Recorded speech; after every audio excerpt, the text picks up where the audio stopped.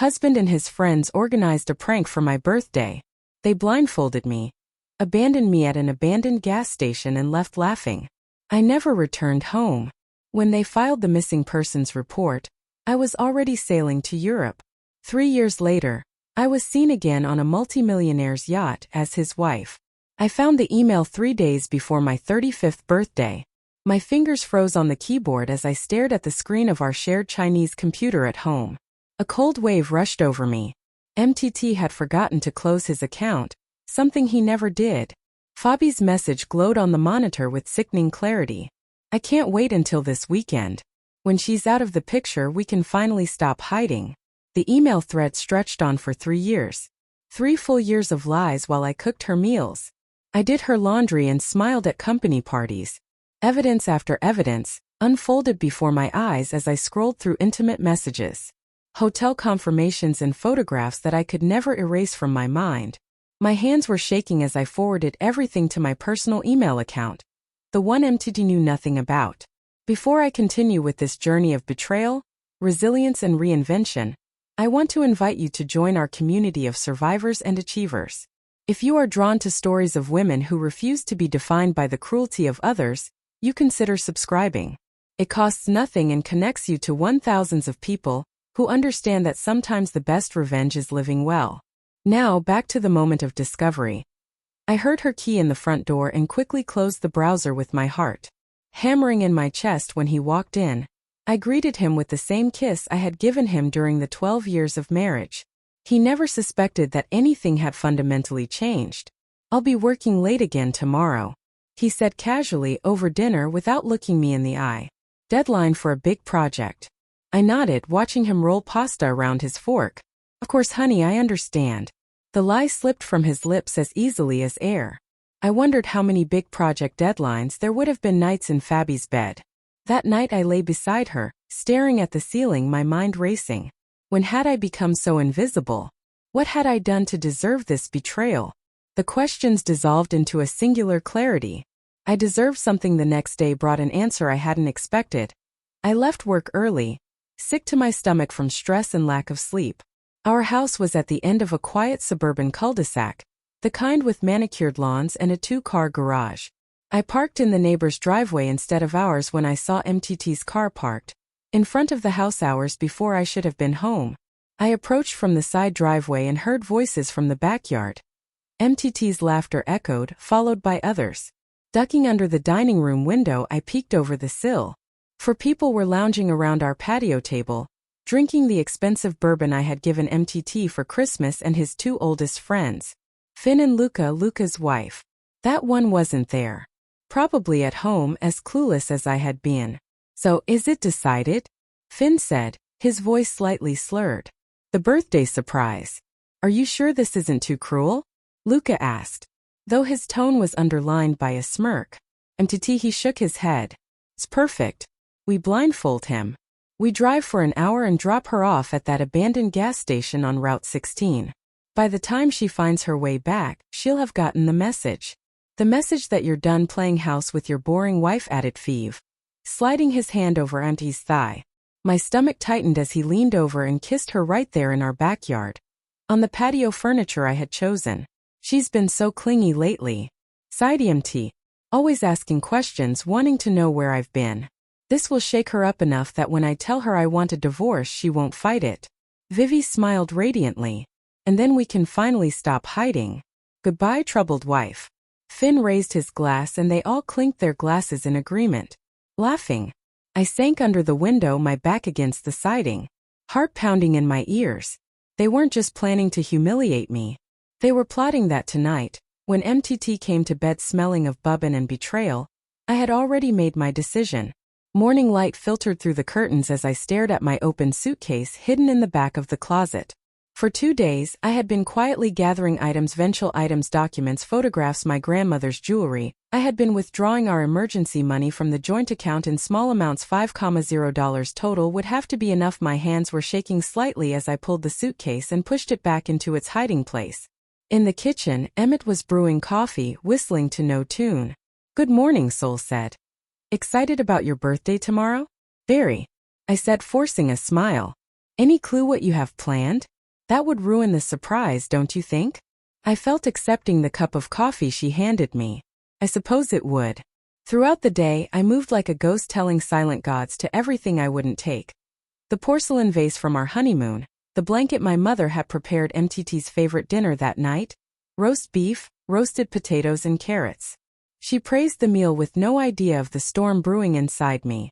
After dinner I casually asked, "Finny, Lucas will be joining us for tomorrow's company." Shrugged. "Why?" "Just curious, it's been a while since we've all been out together."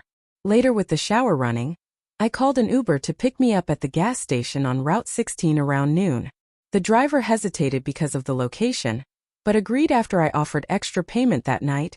I lay awake next to MTT, memorizing the patterns on the ceiling, listening to his even breathing. The man I had loved, with whom I had built a life, was planning to discard me like trash. Silent tears soaked my pillow. I got up and made pancakes with strawberries and cream whipped, his favorite. MTT came downstairs smiling. "Happy birthday, baby," he said, kissing my cheek. "I have something special planned." "I can't wait," I replied in a firm voice. At 11 o'clock the doorbell rang. Finn and Luca were smiling. On the porch. "No, Philly, too obvious." "Happy birthday, Zella," Finn said, handing me a silk handkerchief. I recognized the irony instantly. This would be my blindfold. "It's beautiful," I said, running it through my fingers. "Why don't you put it on?" Lucas asked. "MTT wants you to wear it for the surprise." I smiled and handed the scarf to MTT, turning my back to him. "Would you do me the honors, honey?" The soft cloth covered my eyes. MTT tied it securely. His hands lingered. "Ready for the best birthday surprise of your life?" she whispered. "Absolutely ready," I said, smiling for real for the first time in days. "We're almost there," Emmett announced as the car slowed down. The blindfold was still on, but I had counted the minutes. 47 since we left the house. Time enough to disorient me. The door opened. MTT helped me out. Gravel crunched under my feet. The smell of gasoline and dust hit my nose. We had arrived. "Ready for your surprise?" Finn asked, barely containing his laughter. "I can't wait," I said firmly. Rough hands spun me around. Probably from Lucas, I stumbled on purpose. Then with theatricality, MTT removed my blindfold. The abandoned gas station looked even more desolate than I had imagined. Broken windows gaped like missing teeth in the worn building. Faded signs advertised cigarette brands that hadn't existed for years. We were at least 5 miles from the nearest occupied building. "Surprise!" shouted the 3 men, doubled over in laughter. I forced a confused expression on my face. "I don't understand what's going on." "It's a test," said Emma. MTT, her eyes cold despite her smile, "to see if you're as witty as you always claim to be." Finn held up my cell phone they had taken from my purse before leaving the house. "No cheating." "You can't be serious," I said, letting my voice temper. "Are they going to leave me here?" "Don't worry," Luca interjected. "Someone gets through eventually." The 3 of them backed toward the car, still laughing. I counted on what would follow their absolute confidence in my helplessness. "MTT, please," I shouted, the perfect picture of desperation. "Don't do this, it's my birthday." Her hesitation was brief but noticeable. A flash of something almost like guilt before Finn pats his shoulder. The moment passed. "Find your way home, Hella," MTT called. "We'll see you anytime." The car door slammed shut. The engine roared to life. Dust swirled around me as they drove away, their laughter fading into the distance. I waited until their car disappeared over the horizon, before I allowed my face to relax. Then I looked at my watch. 11:47 a.m. My Uber would arrive in 13 minutes. I walked to the back of the abandoned building where it would be hidden from view from the rear. There I took off my right boot and pulled out the roll of emergency cash I had stashed. $800 to help fund my escape. I changed quickly from my birthday attire to jeans, a plain t-shirt and a baseball cap that I had stashed in my large bag. That morning at exactly noon, a blue sedan pulled into the gas station. The driver glanced nervously, before seeing me emerge from behind the building. Mrs. Reynolds called out using the fake name I had given her. "It's me," I replied with a wave. "Thanks for coming all this way." "No problem," she said, although her furrowed eyebrows suggested otherwise. "Where are we going now?" Marstone Pawn Shop downtown, he nodded, and we pulled away from the gas station, away from the life I was leaving behind. Mr. Marstone was in his 70s, with artistic hands and kind eyes that had seen all forms of despair. His store smelled of old wood and metal polish. "What can I do for you today, miss?" he asked as I approached the counter. I pulled out my grandmother's pearl necklace, my engagement ring, my wedding band, and the emerald earrings AMT had given me for our 10th anniversary. I placed them all on the glass counter. "I need to know how much they're worth," I said, my voice noticeably firm. Mr. Marston studied me over the top of his half-moon glasses, seeing more than I wanted to show. He silently began to examine each piece. "This is fine jewelry," he commented, holding the engagement ring up to the light, "family jewels, some of them." "I admit it," I said. He nodded, asking no further questions. After careful examination, he named a figure that was fair, more than fair. "Actually, I can offer you $7,000 for the whole lot," he said. "Although I suspect they mean more to you than the money." I swallowed hard. Not anymore. Something in my expression must have spoken for itself. Mr. Marston disappeared into the back room and returned with something unexpected. A small pistol. "I don't normally do this," he said quietly. "But a woman traveling alone should have protection." Pushed it gently across the counter. "It's registered and legal. Consider it a discount on the jewelry." I looked at the gun, then at him. How did he know I was leaving? 30 years in this business, he replied with a sad smile. "I know the look of someone who needs a fresh start." I accepted both the money and the histola, tucking the latter deep into my purse. "Thank you." He felt it once. "Good luck wherever he goes."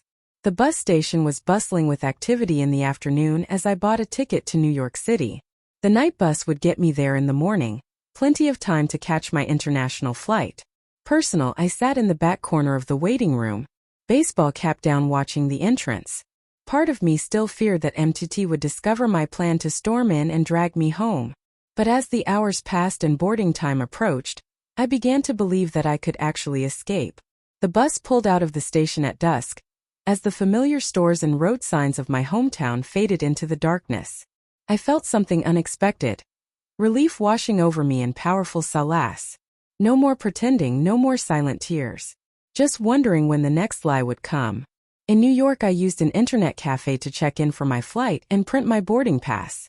I had booked it using my maiden name, Isabella Chan, and paid in cash through a travel agency that catered to clients who preferred anonymity. The flight to Paris was not direct and included a layover in Iceland, making me harder to track. Security at JFK barely looked at my passport. The gift from Mr. Marston had been sent safely to a French P.O. box I had arranged online.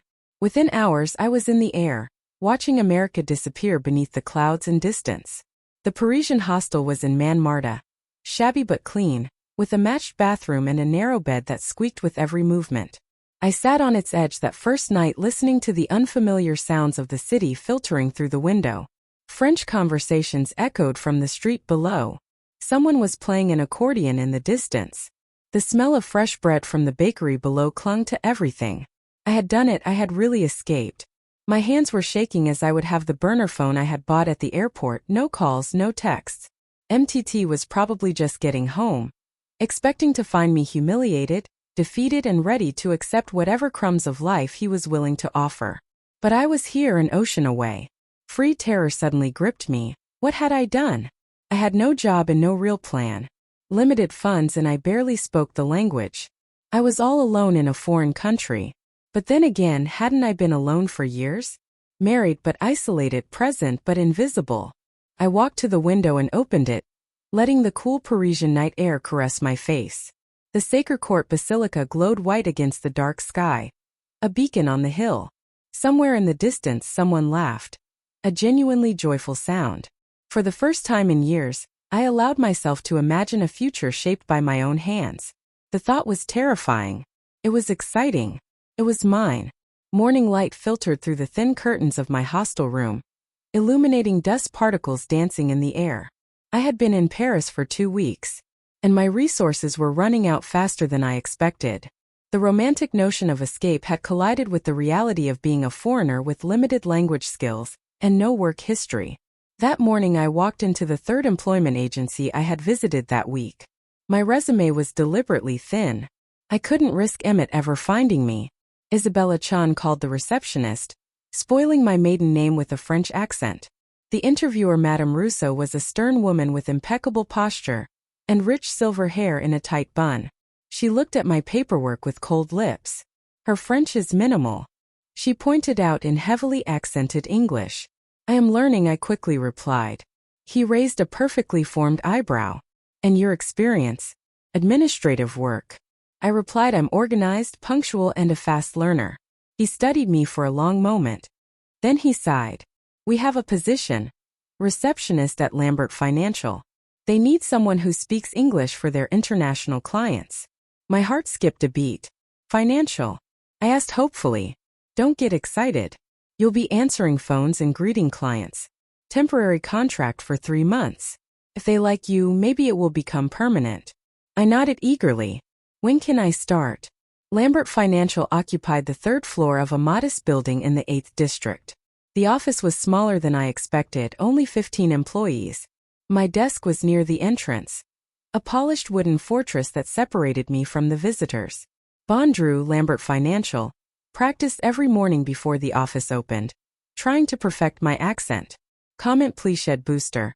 My immediate supervisor. Giselle was initially cold to me. Another, American, taking a job that a Frenchman could have filled, but she became slightly tongue-tied when she saw my determination. Your pronunciation, she said one afternoon, grimacing as she butchered a client's name for needing work. After hanging up, he added, let me help you. During lunch, while others went to nearby cafes, Jaisal began teaching me correct French, correcting my grammar and pronunciation in between sandwiches. In return, I would stay late to help her with English reports. In the evenings, I attended free language exchange meetings at a local bookstore. There, surrounded by expats and locals, I practiced conversation and gradually formed a small circle, being careful never to reveal too much about my past. My small studio apartment, rented with the last of my pawnshop money, became my sanctuary. Every night I wrote down new French words I had learned, repeating them until they felt natural. In 1960, my tongue, the language, became my armor. Each new phrase a brick in the wall between my past and my present. 3 months into my contract, I noticed something strange while sorting mail. An invoice from an important client had been duplicated, and Lambert Financial had paid it twice. An error of almost $40. I hesitated, unsure if it was my place to say anything, but the duplicate invoice number bothered me. Excuse me, I said, knocking softly on the office door of Philip Lambert, the company's ICO founder. I noticed something in the accounts that might be important. He looked up, surprised to see the receptionist at his door. When I explained the double payment, his expression changed from annoyance to interest. The next day, Lambert Financial recovered the duplicate payment and received something unexpected: a promotion to administrative assistant. You have good eyesight, Philip told me. We need that. My new role gave me access to financial, portfolio, client, and investment strategy reports. The language of finance came easily to me. Numbers had always made sense to me in a way that people sometimes did not. As I filed reports and organized data, I absorbed everything I could about European markets. 6 months into my new life, I had established a routine. Work during the day, French lessons or quiet study in the evenings. On weekends I explored Paris alone, finding solace in anonymity. Occasionally, I would wake up from nightmares where MTT would find me, dragging me back to a life of humiliation, and I would jump to my feet, heart racing, before remembering the ocean between us. One rainy Tuesday, I prepared the conference room for a client meeting. While I was arranging water glasses and blog notes, Philip walked in with Giselle and Tussauds Sr. Isabella, could you bring the Mercer wallet when you have a moment? Phipe asked. I nodded and retrieved the file as he placed it on the table. I noticed something in the investment strategy that set off an alarm in my mind. Will that be all? I asked, turning to leave. Yes, thank you. I hesitated at the door with my hand on the knob. The mistake was obvious to me. They were recommending a significant investment in a sector that, according to reports I had been filing for weeks, was showing clear signs of instability. Sorry, I said, turning away. But I couldn't help but notice the telecom investment strategy. There's a report from last week showing 3 major European telecom companies facing regulatory challenges. The timing could be problematic. The room was silent. The administrative assistants were not commenting on the release strategy. The report is in the blue folder, third cabinet, second drawer, I added, then closed my mouth. After an anxious pause, Felipe opened his briefcase and took out the same report I had mentioned. He studied it, then looked at me with narrowed eyes. Do you read all the reports that come across your desk? Yes, sir, I admitted. I find them educational. A client meeting was not the place for that conversation, so I was dismissed with a wave. I spent the rest of the day certain it would be asking. Instead, Philip called me into his office after hours. How much do you know about the financial markets? He asked without preamble, more than a receptionist should know. I admitted, less than I would like. It was getting easier than explaining my former life. I've always been good with patterns and numbers. Philip leaned back in his chair.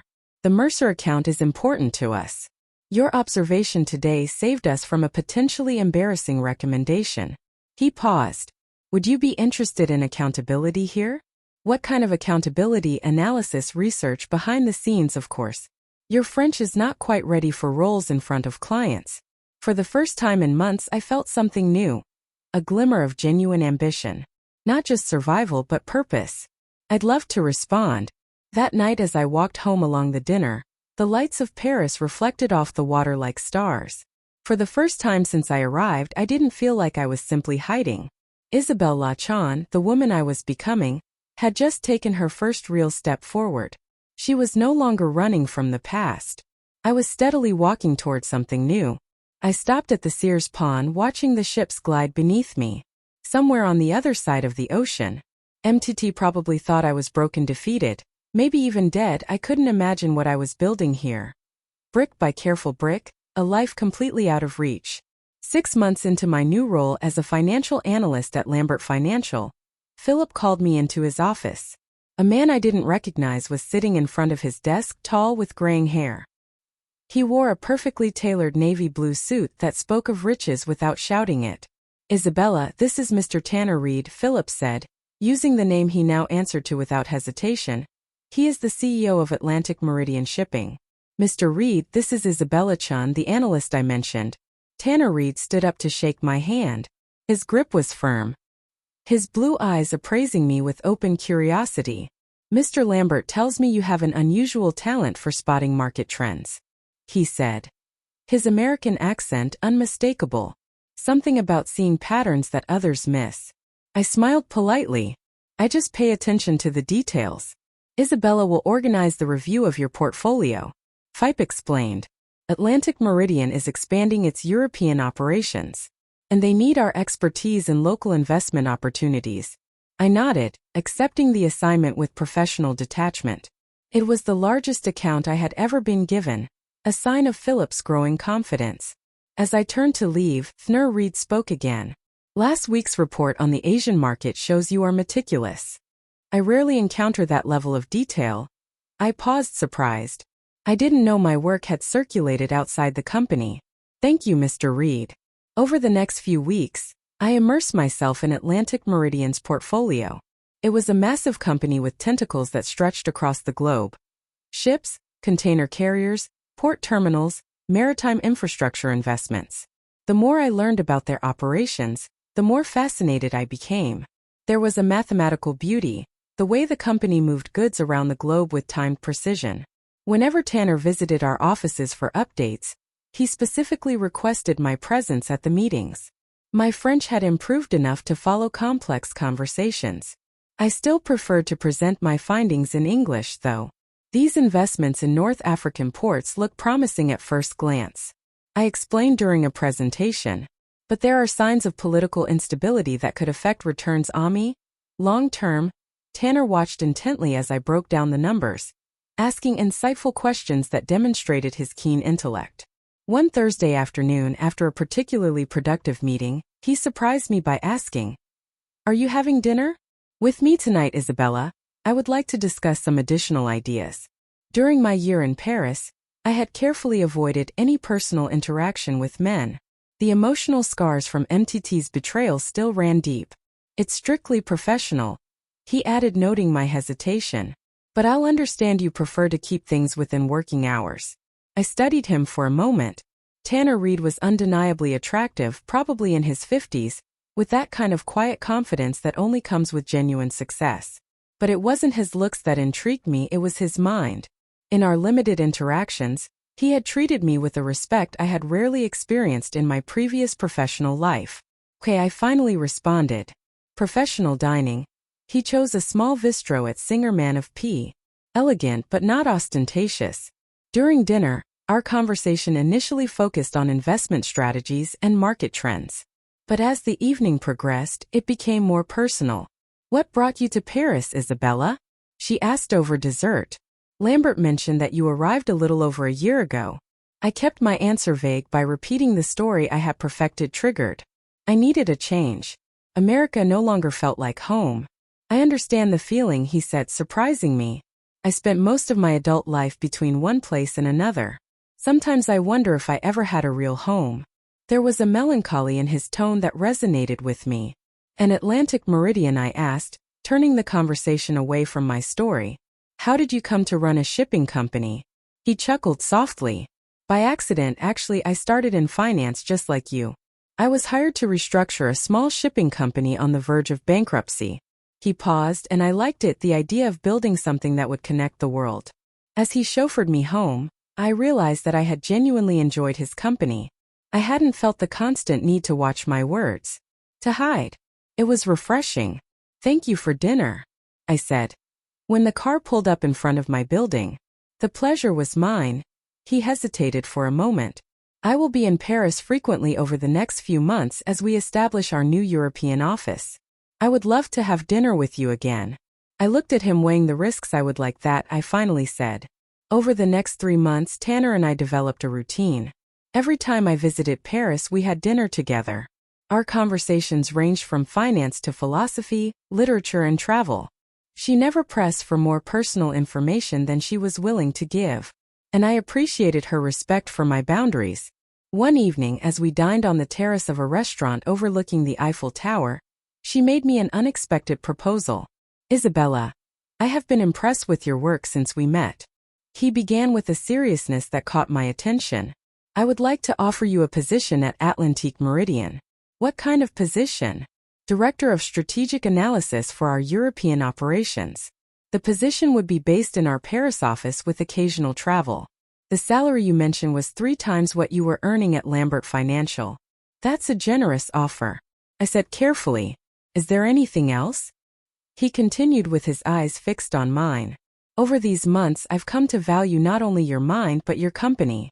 My heart skipped a beat. "I don't want to complicate things by mixing it up professionally with the personal," he said. "The job offer is yours regardless of how you answer what I'm going to ask next." He paused. "Would you allow me to formally court Isabella?" His choice of words, so old-fashioned and respectful, it almost made me smile. "Court me," I repeated. She smiled coyly. "I suppose it's an old-fashioned term, but I want to be clear about my intentions. I like you, Isabella, a lot, and I'd like to explore whether there might be something more between us." The familiar fear stirred in my chest. How could I trust again? How could I know I wouldn't end up betrayed once more? As if reading my thoughts, she added softly, "I don't expect an answer now, and I will understand perfectly if you'd rather keep our relationship strictly professional." I took a sip of wine and thought. In the year since my escape, I had built a new life, a protective shell. Tanner Reed represented a risk to that carefully constructed shell. But he also represented something else, the possibility of a future I hadn't allowed myself to imagine. "I'll take the job," I finally said. "As for the courtship, I'd like to take it slow." Her smile was warm. "Slow sounds perfect." The romance with Tanner developed gradually over the 606 months. He was patient and considerate, never pushing for more than I was ready to give. When I finally shared with him edited fragments of my past, an abusive marriage I had escaped, he showed an understanding that touched me deeply. "We all have scars," Isabella said, taking my hand gently. "Yours don't make you any less beautiful in my eyes." As time passed, the fear began to subside. I learned to trust again, not naively as before, but with my eyes open. Tanner was a complicated man with his own insecurities and flaws. But he was also fundamentally honest in a way IMTT had never been. On our first anniversary, He took me on a private Mediterranean cruise on one of the company's smaller yachts under a starry sky off the coast of Torino. He asked me to marry him. I didn't need an answer. Now, he said, holding up a sapphire ring that glittered in the moonlight. I just want you to know that I love you, Isabel Lotson. And I would love to spend the rest of my life with you. Tears filled my eyes as I looked at this man I had come to love. Yes, I whispered. Yes, we were married in an intimate ceremony on the French coast 3 months later. We adopted a marriage agreement that granted me complete financial independence, a lesson I had painfully learned. Life as Tanit Reed's wife introduced me to a world of privilege, once would have seemed unattainable. Travel on the company's private jet, homes on 3 continents, invitations to elite events. Yet I maintained my position at Atlantic Meridian, insisting on making my own career path. My experience blossomed, and in time I became a respected executive in my own right. It was during a charity event in New York 3 years after my elopement that it finally happened. I was standing next to Tanner chatting with a group of investors when I saw him, MTT thinner than in my memories, with stress lines etched on his face. He was working as a waiter. Our eyes met across the room. The shock painted on his face when he recognized me was almost comical. He dropped the tray of champagne glasses he was holding, the premiere causing all heads to turn. Are you all right, love? Tanner asked. Noticing my sudden tension, I took a deep breath and smiled, intertwining my fingers with his. Perfectly fine, I replied. I just saw a ghost from the past as we were leaving the event later that night. No entity watching me from the periphery. There was no fear in my heart, just a strange sense of closure. You want to talk about it? Tanner asked as our car pulled away. I laid my head on his shoulder. Not really. I said some stories are better left alone. In the past, I looked out the window as the city lights blurred past. The frightened girl abandoned at a gas station was long gone. In her place was a woman who had learned that sometimes the best revenge really is just living well. And I was living extremely well.